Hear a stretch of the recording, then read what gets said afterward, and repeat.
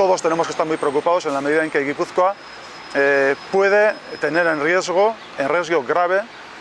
su modelo actual de políticas sociales, en la medida en que la Diputación tiene una determinación, una decisión ya asumida de ir cada vez más hacia una gestión pública directa de las políticas sociales en Guipúzcoa. La valoración que tenemos que hacer es forzosamente muy negativa,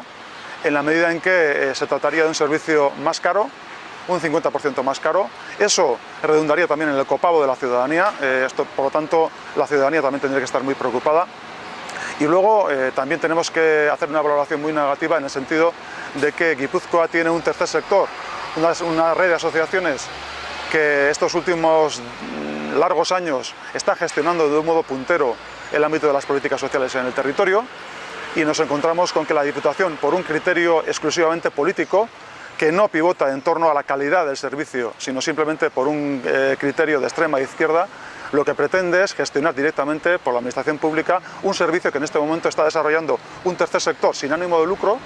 que nos parece que está desarrollando una tarea encomiable y además técnicamente hablando muy positiva y puntera en el territorio.